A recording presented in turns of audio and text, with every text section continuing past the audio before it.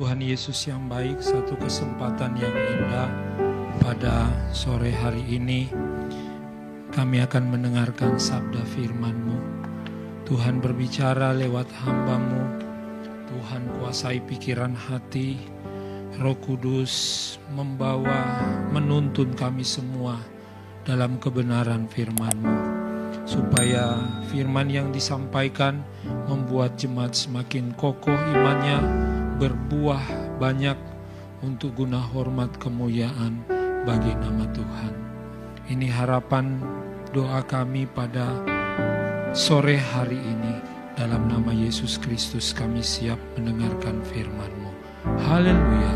Amin. Amin.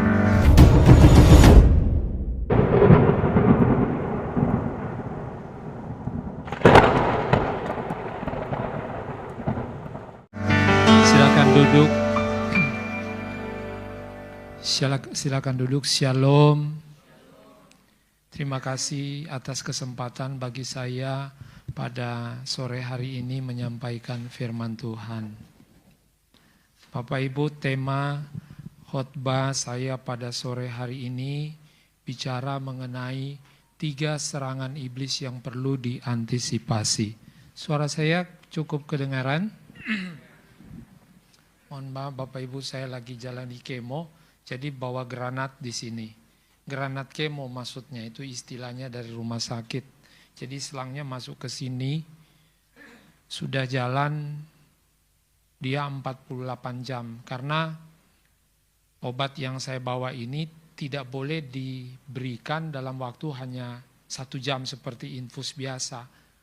Tetapi walaupun dia cairannya sedikit harus 48 jam karena obatnya sangat keras. Dan itu membuat rambut bisa rontok, mual, mencret, dan mutar-mutar terus. Perut saya tadi jam 3 sempat keringat dingin. Wah, saya ini bisa datang gak ya? Gitu.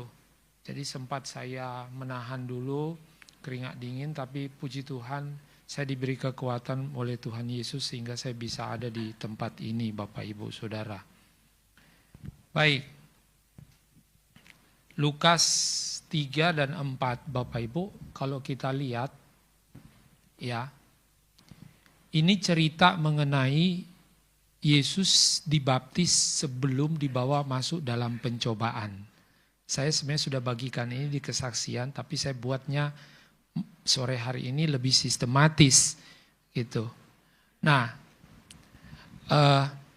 di dalam cerita Lukas pasal 3, Bapak Ibu, Yesus kan dibaptis, betul enggak? Dibaptis oleh Yohanes Pembaptis.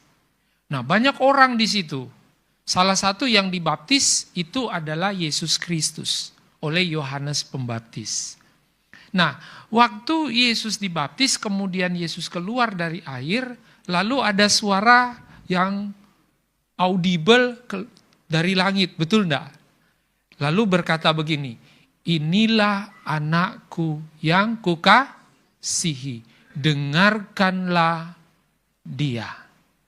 Oke.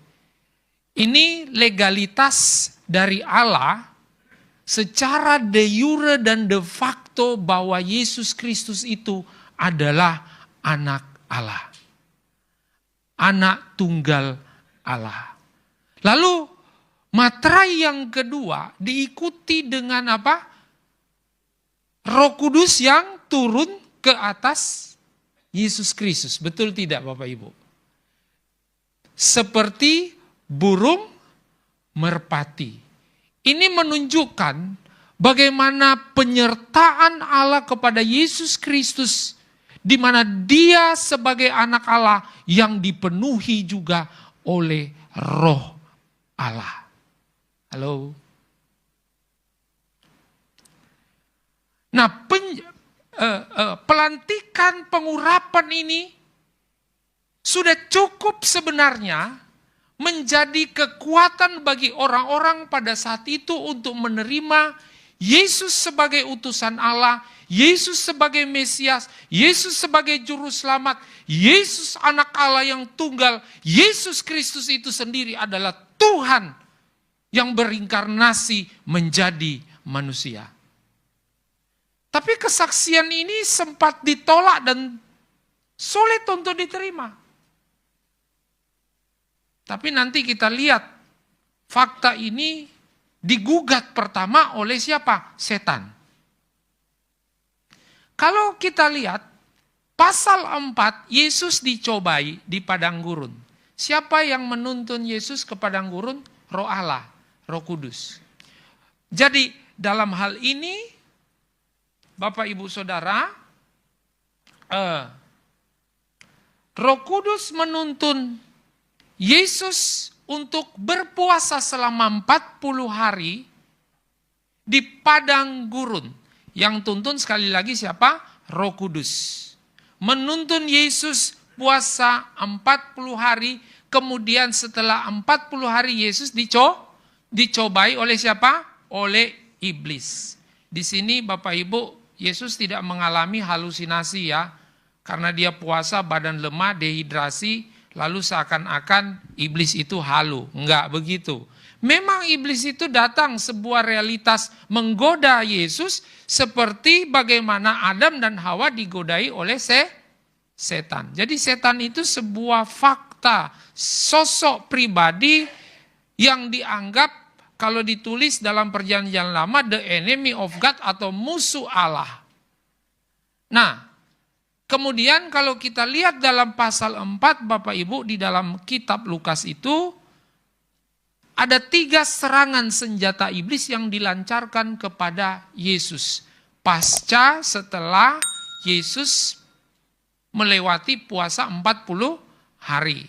Serangan yang dilancarkan tetapi berdasarkan kesaksian yang ditulis oleh Dr. Lukas, Injil Lukas, bahwa Yesus menang mengalahkan iblis. Betul enggak Bapak Ibu? Apa yang kita mau dapat dari cerita ini Bapak Ibu? Coba next.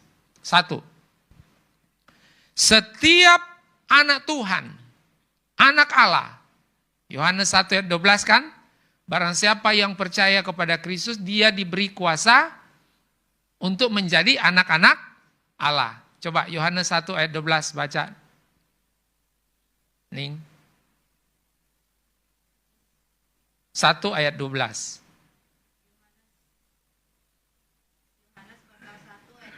Mic-nya nggak kedengaran. Tetapi semua orang yang menerimanya diberinya kuasa supaya menjadi anak-anak Allah, yaitu mereka yang percaya dalam namanya. Nah, kuasa di sini bukan bicara dinamos atau dunamis, kuasa supranatural. Tapi kuasa di sini bicara mengenai otoritas privilege sebagai anak Allah. Jadi kuasa yang di Kisah Para Rasul beda dengan kuasa yang ada di Yohanes 1 ayat 12 ini.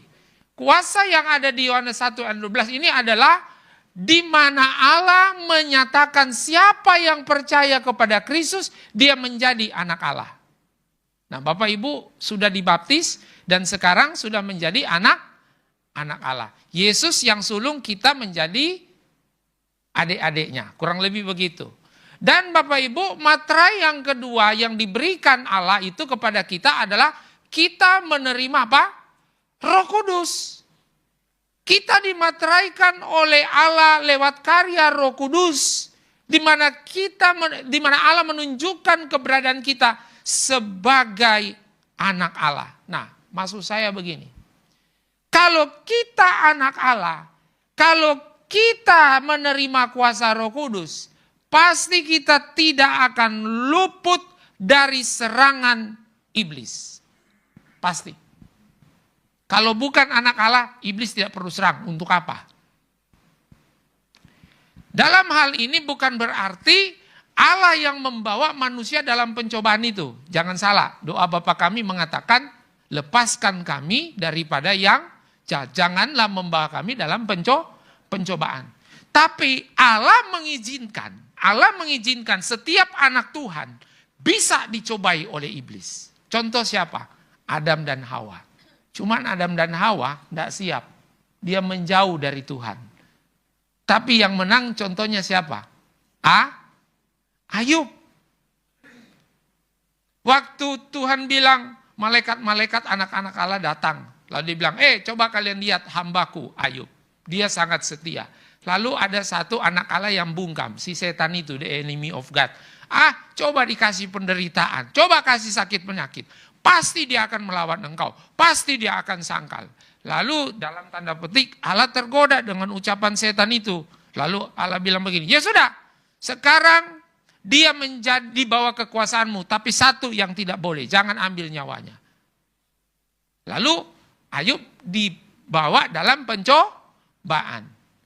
Sampai istrinya marah-marah sama Ayub. Sahabat-sahabatnya sampai bilang minta ampun. Kau buat dosa jangan-jangan. Kan begitu. Padahal bukan itu. Ayub kena penderitaan bukan karena dosa. Tapi memang mau dicobai oleh iblis. Untuk menunjukkan bahwa pasti Ayub akan menyangkali Allah. Tapi faktanya Ayub bisa kuat dalam penderitaan. Dan dia tetap setia kepada Tuhan. Dalam hal ini siapa yang menang? Tuhan. Iblis kalah. Bukan Tuhan yang bawa dalam pencobaan. Jadi kalau Bapak Ibu mengalami penderitaan, jangan langsung tuduh Tuhan ini penyebabnya. Kalau Bapak Ibu kena sakit penyakit, jangan cepat-cepat langsung eksekusi dan menyimpulkan secara cepat bahwa ini datangnya dari Tuhan. Belum tentu. Manusia sudah jatuh dalam dosa. Kita rawan sakit penyakit Bapak Ibu Saudara. Ya. Nah, kenapa iblis mau menyerang kita? Itu pertanyaannya. Kenapa? Karena setan tidak suka kita diangkat jadi anak Tuhan. Setan itu satu-satunya yang dianggap paling istimewa di hadapan Tuhan. Anak yang mana lagi? Lalu menimbulkan kecemburuan, jealous dia. Allah sejak awal mau rencanakan, baiklah kita menciptakan manusia serupa dan segambar. Disinilah kecemburuan setan. Dan akhirnya dia membangkang dan dia ingin menjatuhkan anak-anak Tuhan. Yang kedua, kenapa iblis mau supaya kita digodain, kita dicobai? Tujuannya apa? Kenapa Bapak Ibu? Supaya Bapak Ibu, iblis tidak suka melihat anak Tuhan itu punya keeratan, kedekatan, hubungan seperti bapak dan anak. Itu. Dia mau anak-anak Tuhan ini jauh dari bapaknya. Anak-anak Tuhan ini jauh dari hadiratnya. Anak-anak Tuhan ini diharapkan melawan bapaknya. Itulah misi daripada setan. Sehingga setan melancarkan serangannya. Ingin mencoba, menggoda, menjatuhkan, meruntuhkan manusia. Dan iblis selalu menunggu momentum yang tepat. Lukas 4 ayat 13. Nggak kedengaran mic-nya. Tes 1. Lukas 4 ayat yang ke-13. Sesudah iblis mengakhiri semua pencobaan itu. Maksudnya iblis setelah menyerang Yesus, dia hendak menang. Toh? Lalu? Ia mundur daripadanya. Ia mundur. Dan menunggu waktu yang baik. Menunggu waktu yang tepat. Bapak Ibu Saudara, mundur bukan berarti dia sudah kalah. Dia mau serang balik. Kapan? Dia menunggu waktu yang tepat. 1 Petrus 5 ayat 8.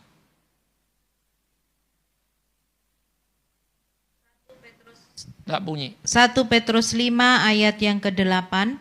Sadarlah dan berjaga-jagalah. Lawanmu si iblis berjalan keliling sama seperti singa yang mengaum-ngaum dan mencari orang yang dapat ditelannya. Lihat, perang kita bukan darah dan daging, perang kita bukan saudara loh. Perang kita bukan dengan kakak, dengan adik, dengan teman. Hati-hati, iblis itu bisa menunggangi sehingga kita jadi marah, jadi emosi, kecewa, kepahitan, dan akhirnya kita menyerang sesama kita. Padahal di dalam sebenarnya ada kuasa kegelapan ini. Cuman kita tidak peka, kita tidak rohani. Kita terlalu jauh dari Tuhan, kita tidak dengar suara Tuhan ini. Sehingga akhirnya kita dikelabui oleh setan, akhirnya kita itu lebih dikedepankan marah dan emosi dan membunuh jiwa sesama kita. Iblis yang menang. Hati-hati di sini Bapak Ibu Saudara. Nah, maksud saya kapan momentum setan itu menyerang? Yang pertama, di saat fisik kita lemah. Saya sakit begini, Bapak Ibu mengalami kelemahan tubuh, menderita ketika usaha, gagal dalam berbagai bisnis. di situ serangan psikologi, di situ serangan fisik kita, disitulah setan melihat ini momentum, ini saatnya saya menyerang. Dia bilang, kutuki saja Allahmu, dia bukan Tuhanmu, dia tidak maha kuasa, coba lihat dia biarkan kamu tergeletak begitu. Nah, lalu iya ya, lalu akhirnya kita tidak lagi mencari Tuhan, kita kecewa. Nah, jadi dalam hal ini Bapak Ibu, kita harus kenali motif serangan daripada setan itu. Sayang sekali Adam tidak peka dengan serangan yang dilakukan pada saat itu di Taman Eden. Tapi Bapak Ibu, Alkitab mencatat sekalipun ada serangan dari setan, kita jangan takut dan khawatir. Anak Tuhan diperlengkapi pasti dengan senjata Allah. Harus dibedakan dicobai, mencobai, dan diuji. Kalau mencobai, berarti diri kita mau menceploskan diri pada pencobaan itu. Kalau dicobai, Allah tidak pernah mendatangkan pencobaan. Tapi yang mendatangkan pencobaan, ya dunia ini dan setan. Yang akan mencobai kita. Gitu. Nah, ini kita bisa lawan.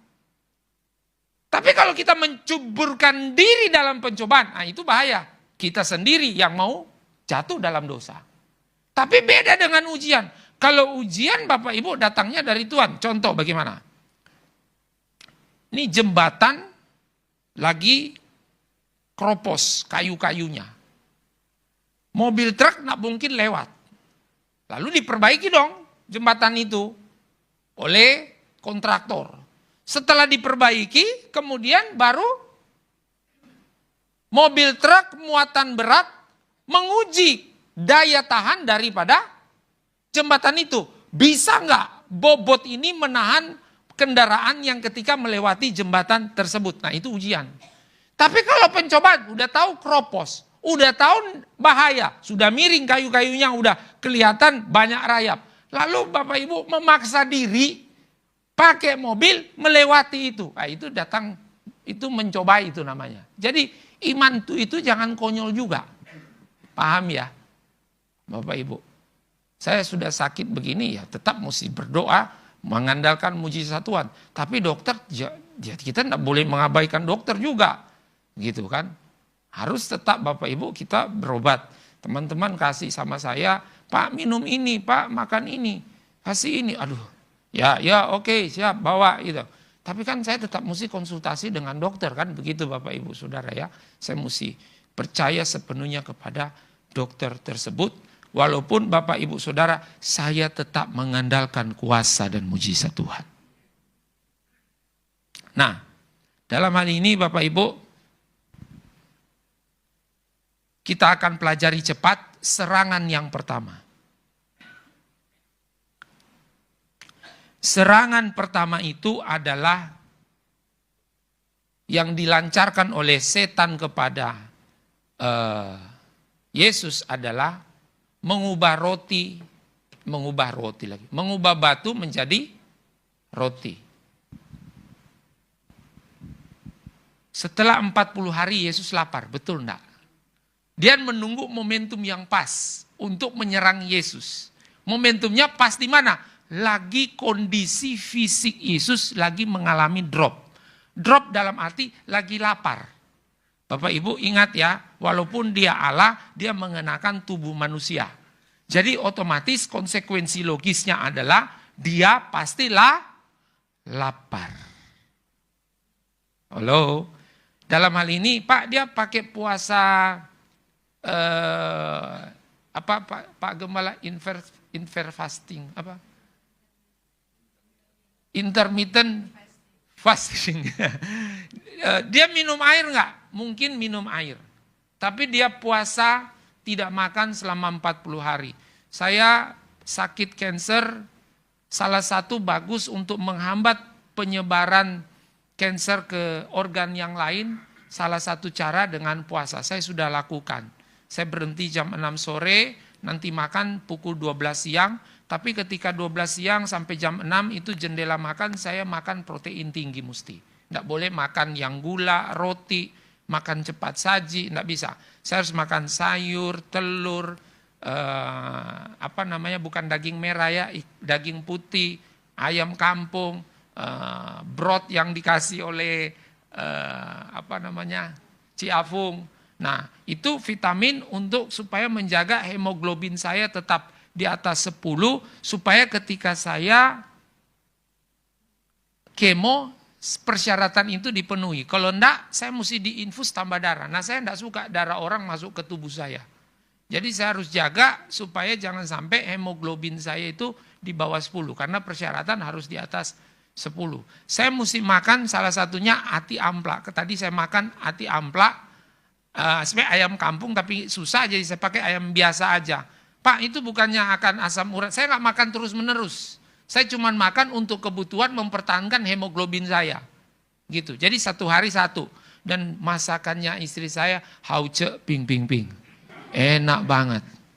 Ya, pakai daun pepaya dibungkus pakai daun pisang. Ya, kemudian dibumbuin pakai orang Manado. Ada serai, jahe, rempah-rempah semua lengkap, dan saya sangat menikmati. Cuman saya bilang jangan masak sekaligus. Sehari 1, sehari 1, sehari 1. Begitu. Dan Bapak Ibu kalau mau tertarik minta resepnya kepada istri saya. Dan istri saya akan kasih cara masaknya. Enak, betul Bapak Ibu. Makin saya sayang, makin saya cinta. Mantap.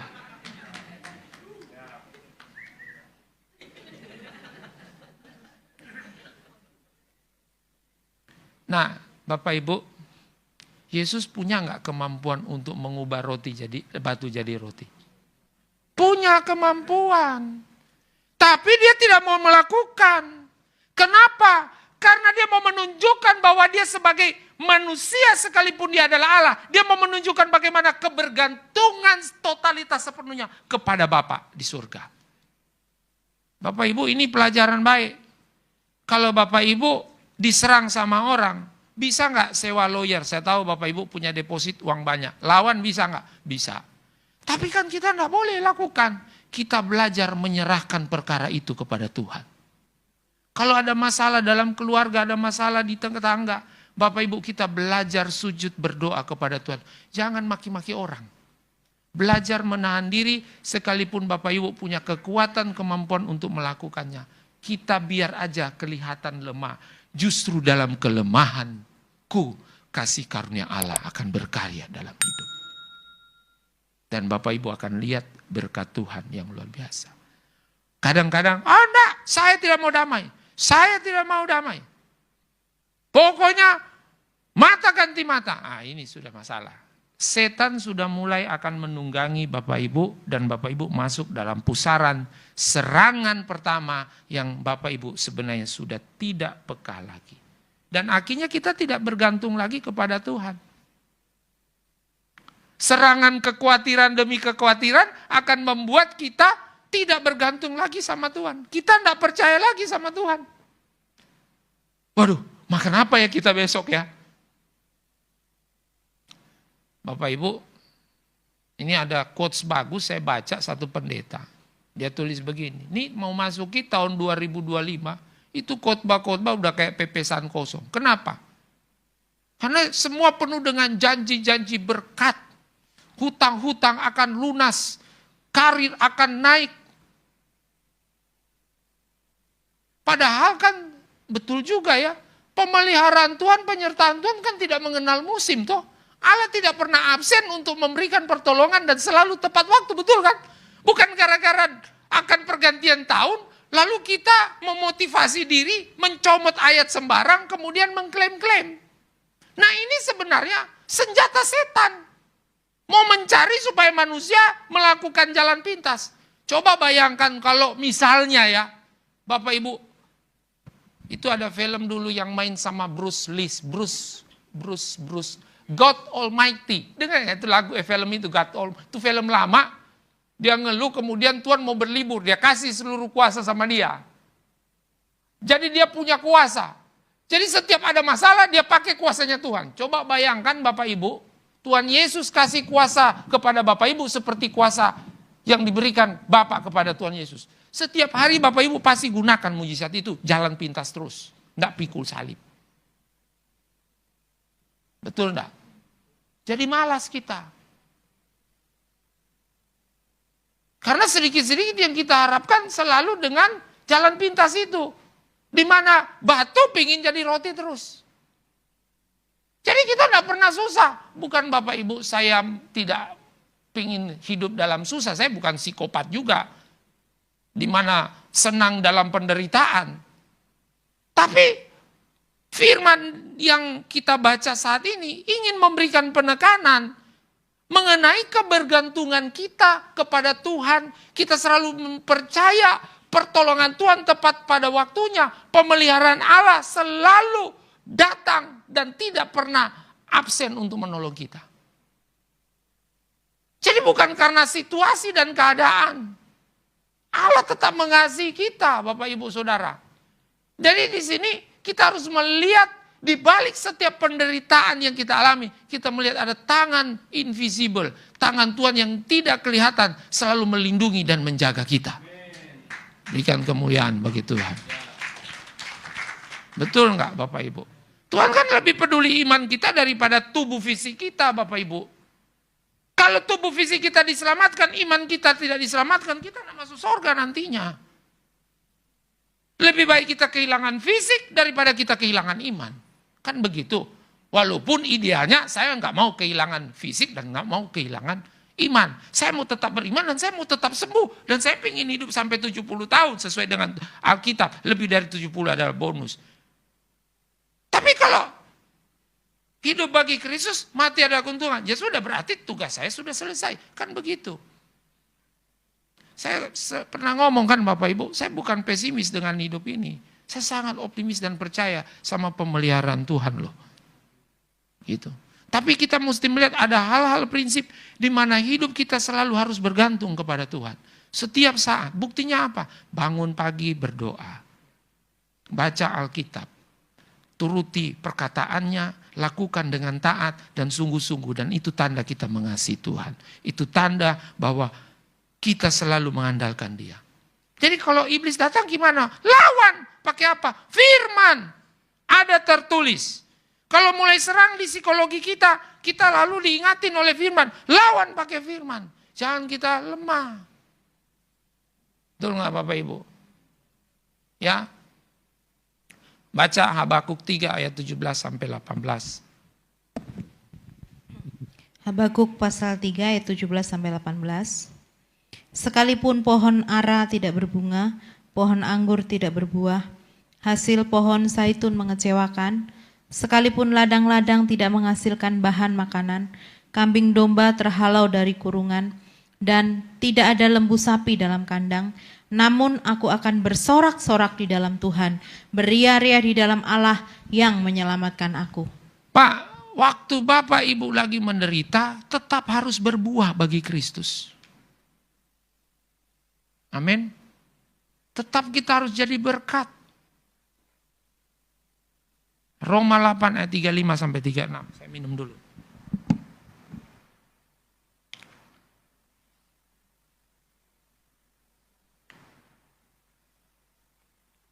Roma 8 ayat 35 sampai 36. Roma pasal 8 ayat yang ke-35 sampai dengan 36. Siapakah yang akan memisahkan kita dari kasih Kristus?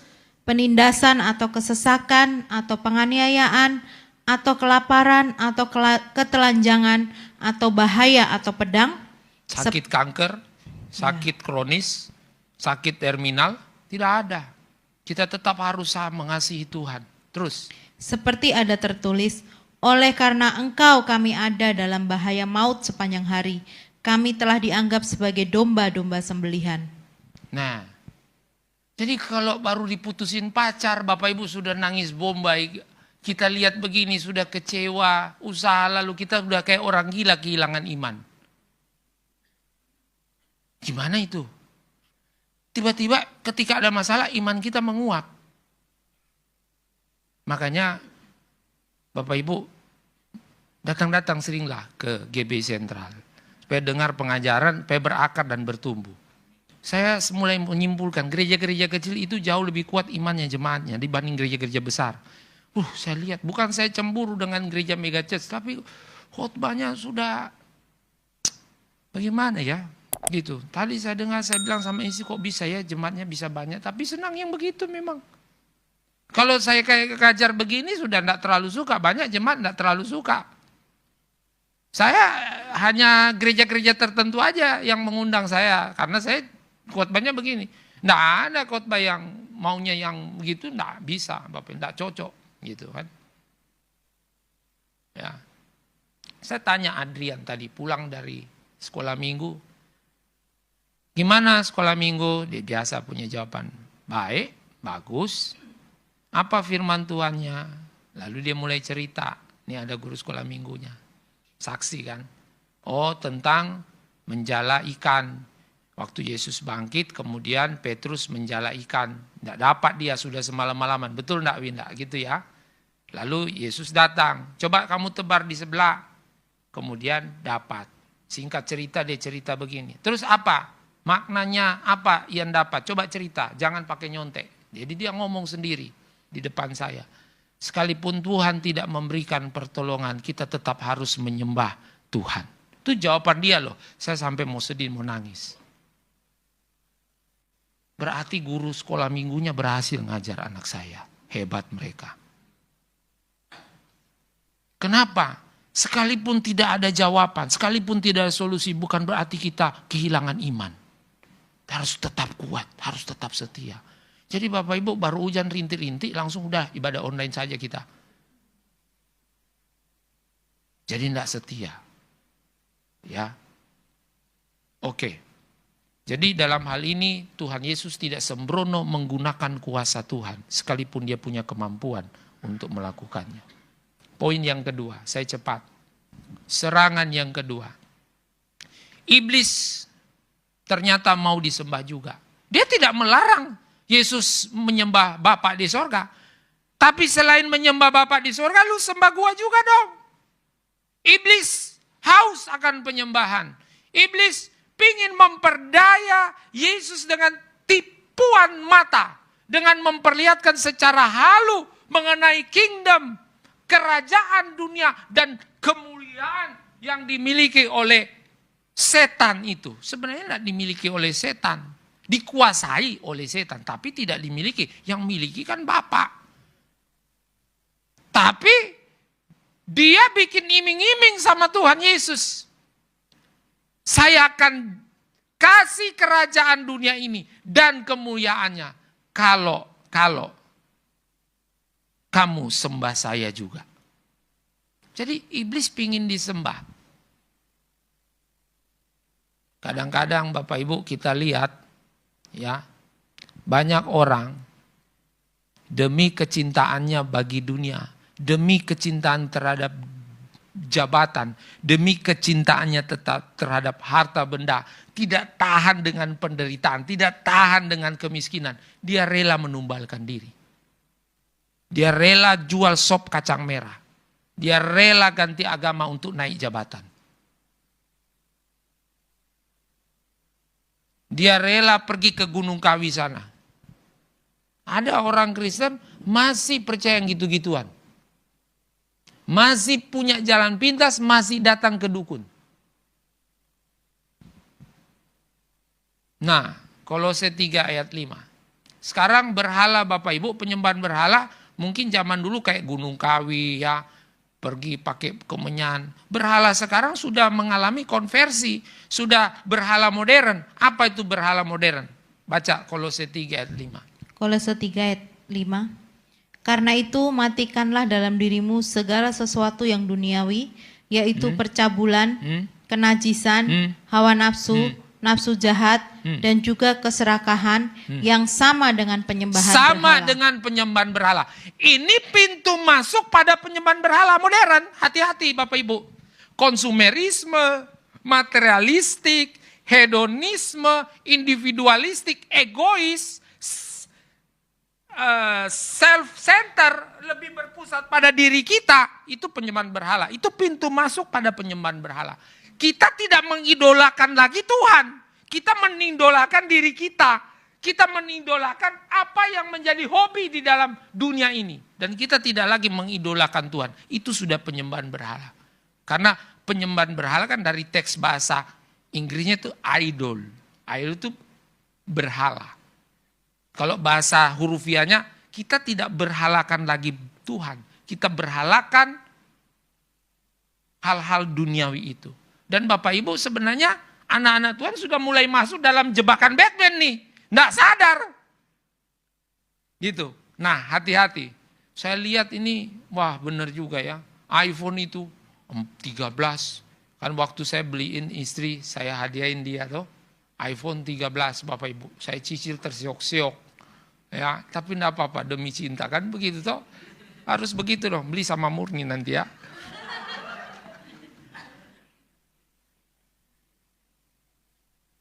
Budi bilang, amin. Ya, supaya kan dia sesi data dan dokumentasi kan, supaya pakai iPhone kameranya lebih bagus gitu. Cet. Tapi diganti 13 jadi 14, 14 jadi 15, 15 jadi 16. Coba Bapak Ibu Saudara, kalau kita beli itu barang keluar dari toko udah turun, betul enggak?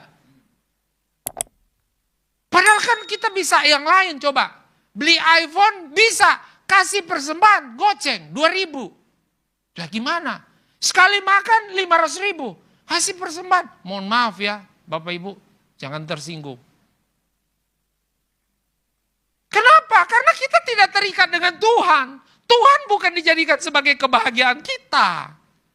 Kita hanya memanfaatkan Tuhan untuk memenuhi kebahagiaan diri kita sendiri. Ah, ini masalah. Padahal tujuan hidup kita setiap saat, setiap waktu menyenangkan hati Tuhan. Saya banyak bergumul Bapak Ibu. Saya banyak salah dalam menjalani hidup. Kalau boleh undur 20 tahun saya mau membenahi. Saya pertama dengar pernyataan itu saya bilang ngapain. Tapi baru saya sadar hari ini. Tapi tidak ada kata penyesalan. Saya bukan berarti menyesal. Tapi kesempatan saya masih hidup walaupun divonis dokter stadium 4. Apa yang saya bisa lakukan sisa hidup saya. Saya sudah berpikir begitu sekarang Bapak Ibu. Waktu dokter vonis saya Bapak karsinoma lambung stadium 4. Saya nanggapin bukan saya tidak sedih Bapak Ibu. Saya nanggapin biasa aja. Hidup bagi Kristus, mati adalah keuntungan. Ya lebih mudah mati Bapak Ibu. Sudah masuk surga kita. Daripada hidup bagi Kristus. Kalau kita lagi kedagingan dan duniawi, berat loh hidup bagi Kristus. Lebih gampang mati. Saya kalau ngomong begini bukan berarti minta mati. Cuman Bapak Ibu untuk apa kita hidup panjang tapi tidak berkualitas. Itu masalahnya. Tidak punya tujuan ilahi. Tidak memuliakan Tuhan. Tidak bergantung kepada Dia. Kita hedon setiap hari. Kita hedon setiap minggu. Pada akhirnya kita tidak lagi menyenangkan dan membahagiakan Tuhan. Harusnya apa yang menjadi kebahagiaan Tuhan, kebahagiaan saya juga. Harusnya begitu. Tapi saya sudah mulai berseberangan. Dan saya sekarang mau kembali kepada jalan Tuhan. Saya belajar Bapak Ibu. Untuk peka dengan apa yang menjadi kehendak Tuhan. Bagi saya, bagi istri. Saya banyak sharing dengan dia. Biasanya Bapak Ibu kami udah kayak orang bilang ayam telepas orang Manado bilang. Pagi langsung baku ganti mandi. Cepat mandi nih. Mau kejar ganjil genap keluar pergi. Dia ke kantor saya ke sana. Tapi sekarang Bapak Ibu saya mulai atur belajar waktu. Bangun pagi ya. Kami berdoa dulu. Lalu saya sharing dengan dia. Baru dia mulai atur. Saya punya waktu lebih banyak sekarang ada di rumah. Saya banyak mendengarkan dia dengan nasihat.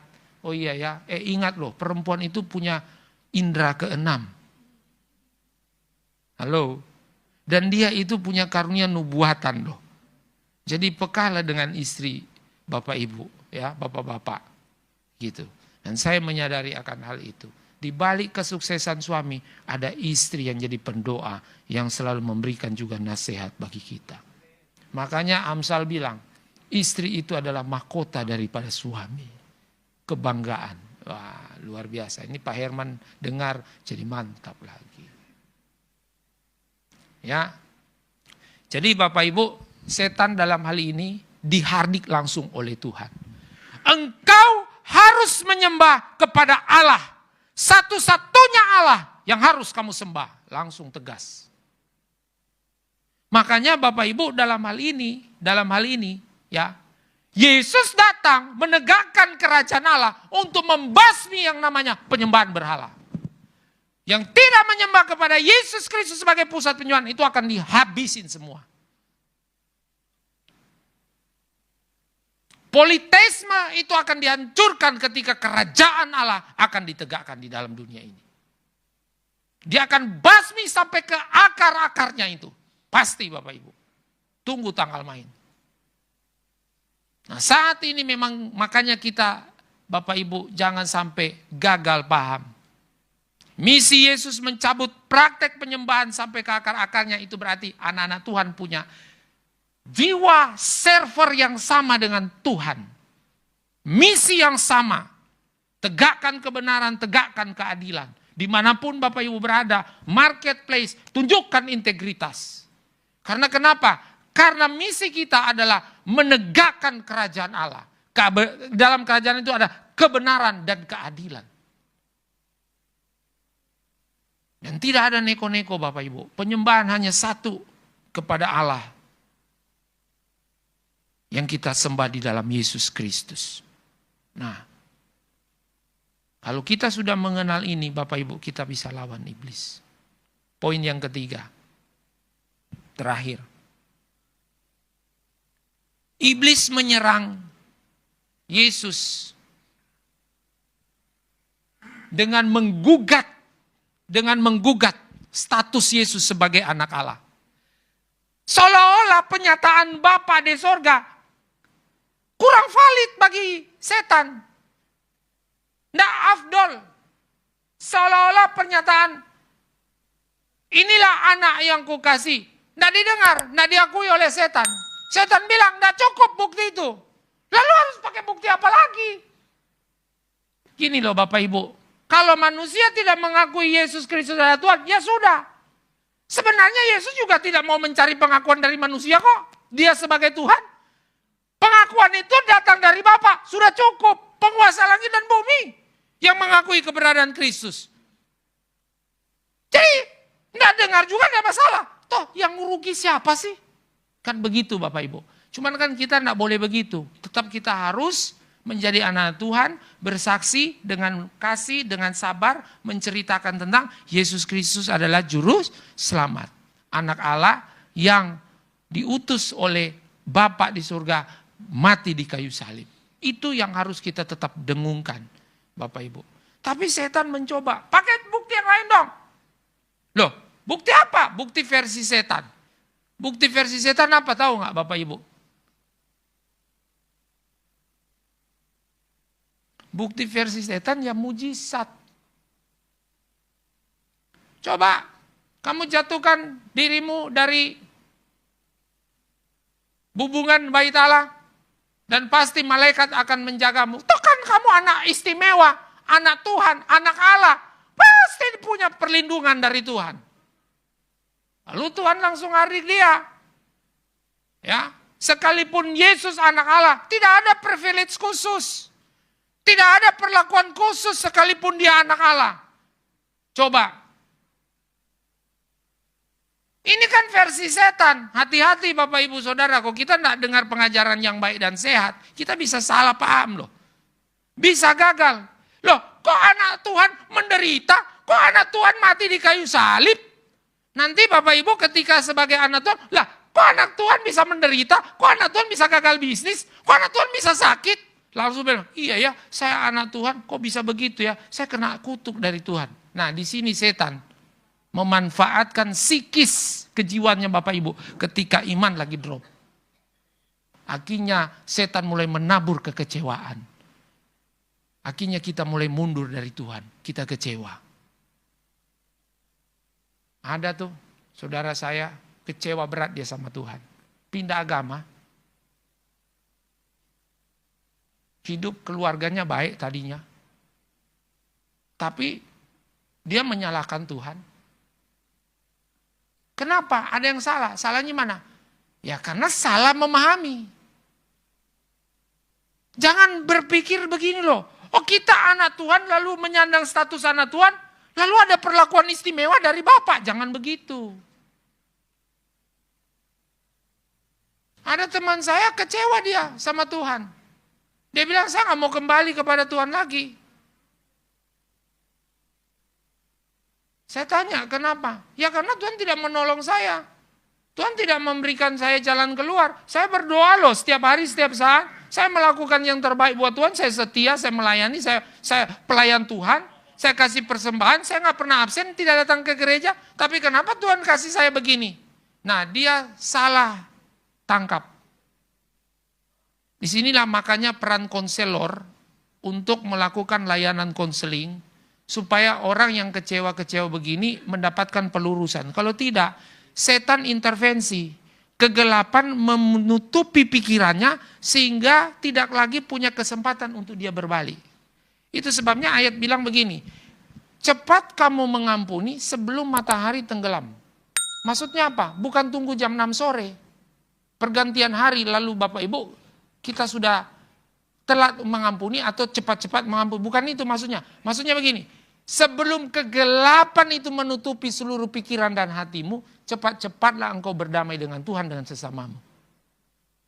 Supaya jangan sampai kekecewaan, kedonggolan, kepahitan itu menguasai kamu, sehingga engkau tidak punya lagi kesempatan melihat kasih karunia Allah. Tapi engkau akan melihat semuanya pesimis. Nah, kalau Anda sudah melihat semuanya pesimis, di situ setan sudah menang dan menabur, membuat Anda jauh dari Tuhan. Setan menang. Akhirnya kita akhirnya kita meragukan pertolongan Tuhan. Kita ragu dengan yang namanya perlindungan Tuhan. Ayat terakhir, 1 Korintus 10 ayat 13. Next. Mohon maaf ya Bapak Ibu, saya lebih cepat ini. Saya cepat. 1 Korintus 10 ayat 13. 10 ayat yang ke-13.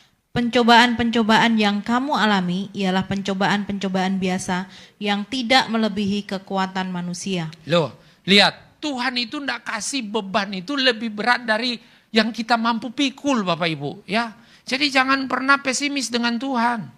Lanjut. Sebab Allah setia, dan karena itu Ia tidak akan membiarkan kamu dicobai melampaui kekuatanmu.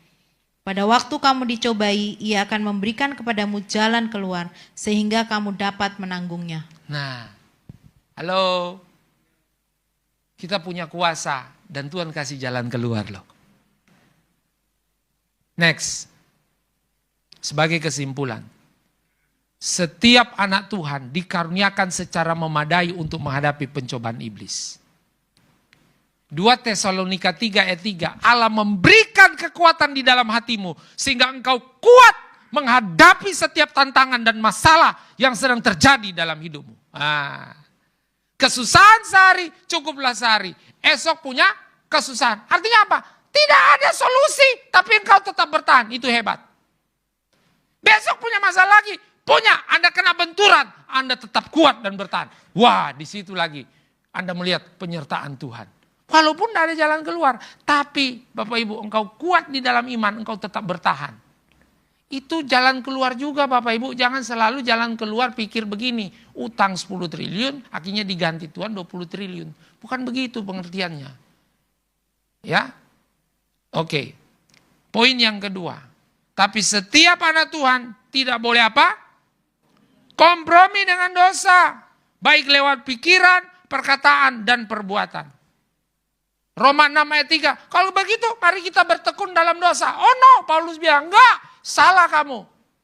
Jadi Bapak Ibu, jangan bilang ini pencobaan dari Tuhan. Anda sendiri membuka celah sehingga setan menyerang Anda. Maka jangan beri kesempatan kepada dia. Lewat apa? Sederhana, perkataan. Bapak Ibu belajar kita jaga mulut. Kata-kata kita, jangan bacot lu. Nah, ini sudah mulai jaga nih. Jangan, tahan. Ya, ini hal-hal yang sederhana Bapak Ibu, tahan. Gitu, perkataan kita. Hati kita mesti ada bengkok sedikit, curiga, kita bilang, enggak. Tuhan bilang, kita harus tetap tulus, penuh kasih. Nah, ini langsung, ini kalau tidak Bapak Ibu Saudara, kita akan masuk dalam jebakan dia. Terakhir, poin ketiga. Kita sudah ditentukan menang. Asalkan apa? Kita tunduk pada Allah dan lawan iblis, maka ia akan lari. Yakobus 4 ayat 7. Coba baca sekali lagi. Yakobus 4. Yakobus 4 ayat yang Ketujuh. Karena itu tunduklah kepada Allah. Tunduklah kepada Allah. Maksudnya tuh bagaimana? Tunduk tuh tanda-tandanya apa? Berdoa, bergantung pada Tuhan, baca Alkitab, taat, jaga perbuatan, sikap, kata-kata, hidup selalu berserah, pujian penyembahan di mobil, di kendaraan, dimanapun terkoneksi dengan Tuhan. Itu menunjukkan bahwa kita selalu merendahkan diri dan berharap pertolongan dari Tuhan. Langkah kedua. Dan lawanlah iblis. Lawan iblis, pakai firman, pakai penyembahan, langsung lawan. Jangan lemah dengan apa, lagi kecewa, lagi marah, lagi emosi. Kita jauh dari Tuhan, terus kita cuman dengar-dengar informasi yang bukan dari Tuhan. Baca-baca clue-clue, quote-quotes dari orang, kita lihat begini, makin kita galau. Setan makin merasuki kita punya pikiran. Jadi kalau ada masalah, cari Tuhan, kunci pintu, berdoa, baca Alkitab, penyembahan, nangis dengan Tuhan, keluar tetap sukacita. Nah itu, lawan iblis itu begitu Bapak Ibu Saudara. Kiranya firman Tuhan ini bisa menjadi berkat buat kita semua. Amin, amin, amin.